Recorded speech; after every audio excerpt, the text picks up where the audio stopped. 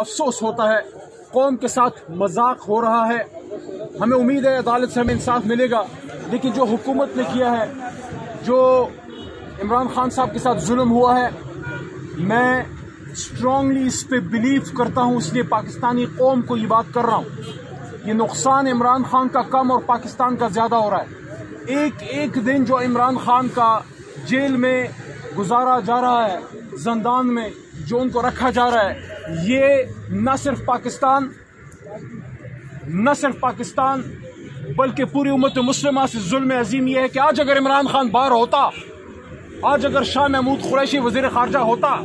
आज अगर इमरान खान की हुकूमत होती, मैं देखता किस तरह आलमी ऐवान न हिलते, किस तरह OIC की हंगामी कॉन्फ्रेंस फ़लस्तीन पे न बुलाई जाती, किस तरह इमरान खान मसला कश्मीर पे और ख़ास कर फ़लस्तीनी और गज़ा की वकालत ना करते। अफसोस की बात है, वो मुल्क जो 6 की GDP पे जा रहा था, जिसकी एक्सपोर्ट्स बढ़ रही थी, जिसका 17 अरब डॉलर से ज़्यादा फॉरेक्स रिजर्व था, जिसमें 50,000 पावर लूम से ज़्यादा फैसलाबाद में कारखाने खुल गए थे, बड़ी बड़ी फैक्ट्रियां खुल रही थी, बड़ी बड़ी कार कंपनियां पाकिस्तान में आ रही थी, एक माहौल था इन्वेस्टमेंट का, रूल ऑफ लॉ का। आज ये हाल है कि लोग ये सोच रहे हैं कि शाम को अफ्तारी में बच्चे खाएंगे क्या,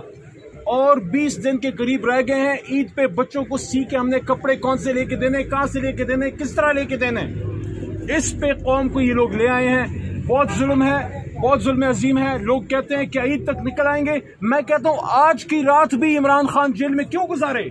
क्यों पाकिस्तान का नुकसान हो। जितना किसी मुल्क के लिए, ये बात मैं बड़ी सोच विचार के साथ बगैर किसी जज्बात में आए हुए कह रहा हूँ, जितना एक मुल्क के लिए आईन जरूरी है, जितना एक मुल्क के लिए उसका एटमी हमारी टेक्नोलॉजी जरूरी है, उतना ही एक मुल्क के लिए कौमी फेडरल सियासी जमातें और बड़े लीडर जरूरी हैं। और इस वक्त अफसोस की बात है, 50 साल पहले हमने एक लीडर भुट्टो खोया, आज हम उसको 50 साल बाद उसकी लाश को इंसाफ दे रहे हैं। अफसोस की बात है, एक जिंदा जावेद लीडर मौजूद है, पूरी उम्मत मुस्लिमा और पूरी कौम उसके इंतजार में है, और हमने बच्चों की तरह उस पे बच्चों की तरह केसेस, जिसके एक अब्रू के इशारे पे करोड़ों